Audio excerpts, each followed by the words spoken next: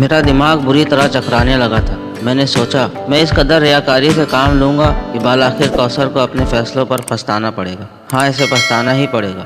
سرفراز صاحب، کوثر کی آواز ابھری اور میں نے آنکھیں کھول دی۔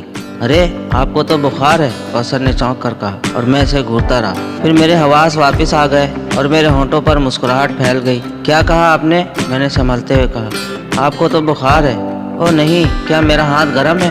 کافی گرم ہے، لیکن میں بخار کی کیفیت نہیں محسوس کر رہا۔ یوں ہی حدت ہوگی، میں نے لاپرواہی سے کہا۔ کیا آپ سو گئے تھے؟ نہیں تو نہ جانے آپ آنکھیں بند کیے کیا کہہ رہے تھے؟ ہاں، بس غنودگی سے طاری ہو گئی تھی، میں نے چپتے ہوئے سے انداز میں کہا، اور کوثر خاموش ہو گئی۔ دوپہر ہو گئی تھی، سب کو بھوک لگ رہی تھی، اور چونکہ ابھی اس قافلے میں کوئی ہنگامی کیفیت نہیں تھی، اس لیے آرام سے سفر کیا جا رہا تھا۔ کسی کو جلدی نہیں تھی، چنانچہ دوپہر کے کھانے کے لیے گاڑیاں روک دی گئی۔ ریتیلا میدان تھا، کسی سائے کی گنجائش ہی نہیں تھی، لیکن ٹریلر بہترین جگہ تھے، چنانچہ دوپہر کا کھانا انہی میں سرو کیا گیا اور انہی میں آرام کیا گیا۔ میں نے بھی دوسروں کے ساتھ کھانے میں حصہ لیا تھا، لیکن نواب فیروز الدین زبردستی ڈاکٹر بن گئے۔ انہوں نے میرے لیے صرف شوربہ تجویز کیا اور اس کے علاوہ مجھے کھانے کو کچھ نہ دیا گیا۔ دوپہر کو 2 گھنٹے کے آرام کے بعد سفر پھر شروع ہو گیا اور ہم اسی ترتیب سے چل پڑے، سوائے اس کے کہ نواب صاحب اس بار ہمارے ساتھ تھے۔ کوثر بھی حسب معمول تھی۔ راستے میں نواب صاحب کے چٹکلے جاری رہے، بلکہ انہوں نے تو شطرنج کی بھی تجویز پیش کی، جو بہرحال دوران سفر مناسب نہ سمجھی گئی۔ شام جھکنے لگی، فضا معتدل ہو گئی تھی اور اب ریتیلا میدان بھی ختم ہو گیا تھا اور ہم شجرے سرسبز درختوں کے درمیان سے گزر رہے تھے۔ راستوں کی طرف سے یہ لوگ مطمئن تھے، سفر مناسب راستے پر ہی کیا جا رہا تھا، یہاں تک کہ شام ہو گئی، اور چونکہ جس جگہ پر ہم تھے وہ قیام کے لیے مناسب تھی، اس لیے ڈاکٹر میکارڈ نے یہیں قیام کرنے کا فیصلہ کر لیا۔ بقیہ سفر ملتوی کر دیا گیا۔ سیاہ فام حبشی جلدی تیاریاں کرنے لگے۔ ان لوگوں میں پھرتی اور مستعدی مجھے بہت پسند تھی۔ منٹوں میں انہوں نے تیاریاں مکمل کر لی۔ نواب صاحب میرے نزدیک ہی کھڑے ہوئے تھے۔ بڑے شاندار جوان ہیں، انہوں نے بے اختیار کہا۔ کون؟ میں نے چونک کر پوچھا۔ ان افریقی جوانوں کی بات کر رہا ہوں۔ ہاں، مجھے بھی بہت پسند ہے، میں نے جواب دیا۔ تم دیکھو، یہ جس شعبے میں ہیں کمال کو پہنچے ہوئے ہیں، بس بدقسمتی کہ سفید قومیں انہیں ابھرتے نہیں دیکھ سکتی۔ انہوں نے سارے راستے ان کے لیے مسدود کر دیے ہیں، ایسے شعبے سے انہیں دور رکھتے ہیں جو کسی خاصیت کا حامل ہو، لیکن جہاں وہ پہنچے ہوئے ہیں وہاں دوسرے ان کے مقابل نہیں۔ درست کہا آپ نے، میں نے ان کی تائید کی۔ اب تمہاری طبیعت کیسی ہے؟ نواب صاحب نے موضوع بدل دیا۔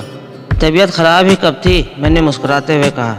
بس گڑبڑ نہیں ہوگی، اس وقت بھی صرف شوربہ ملے گا۔ میرا خیال ہے کل تک بدن کا چور نکل جائے گا۔ اور پھر وہ کوثر کو مخاطب کر کے بولے، کوثر بیٹے، خیال رکھنا کوئی اور چیز نہ کھا لیں، نواب صاحب نے کہا، اور میں مسکرانے لگا۔ نواب صاحب بھی ہنسنے لگے، لیکن کوثر کا چہرہ سپاٹ ہی رہا۔ حسب معمول موسیقی شروع ہو گئی۔ مہم کیا تھی؟ اچھی خاصی تفریح تھی۔ پسندیدہ ریکارڈ سنے جا رہے تھے، فرمائشیں ہو رہی تھی، روشنی ہو رہی تھی، اور پھر نوجوان لوگوں نے رقص کا پروگرام بنا لیا۔ لیکن میری طبیعت کافی گری تھی، میں اس طرف نہ گیا اور کسی سنسان گوشے کی تلاش میں چل پڑا۔ بہرحال زیادہ دور جانا مناسب نہ سمجھا، خطرات کو ذہن میں رکھنا تھا۔ ایک درخت کے نیچے گھاس پر لیٹ گیا اور اپنے پروگرام پر سوچنے لگا۔ یہ بھی سوچا کہ اچانک طبیعت کیوں خراب ہو گئی۔ دل سے یہی جواب آیا کہ موت بہرحال سارے احساسات کی موت ہوتی ہے۔ میں نے ضمیر پر وار کی ہے، تکلیف تو ہوگی ہی، کچھ بھی ہو یہ بھی ضمیر کے لیے ہی ہے۔ میں نے اسے سمجھانے کی کوشش کی، اور پھر کسی کو نزدیک آتے دیکھ کر طبیعت مقدر ہو گئی۔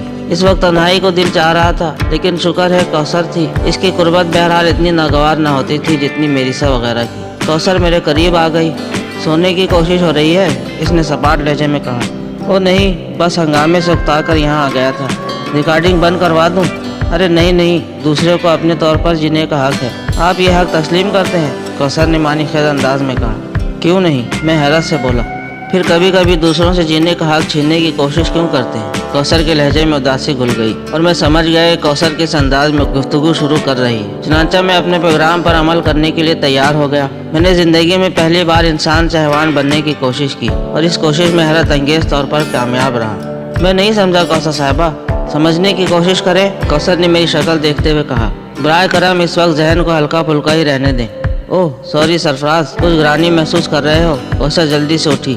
نہیں، یہ بات نہیں، بس زیادہ غور نہیں کرنا چاہتا۔ میرا یہاں بیٹھنا ناگوار تو نہیں۔ اچانک طبیعت بگڑ گئی کیسے؟ نہ جانے آپ کو کیوں وہم ہوا ہے مس کوثر؟ یقین کریں بالکل ٹھیک ہوں۔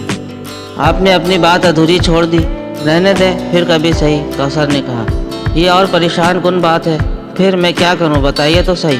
جس موضوع پر گفتگو کر رہی تھی وہی کریں۔ اصل میں حماقت میری ہی ہے، کیا ہے؟ براہ کرم سسپنس پیدا نہ کریں۔ ہم مشرقی لوگ بعض معاملات میں بڑے تنگ نگاہ ہوتے ہیں، کوثر نے آہستہ سے کہا، اور لطف کی بات یہ ہے کہ اسے تنگ نگاہی سمجھتے ہوئے بھی اس پر قائم رہنے کی کوشش کرتے ہیں۔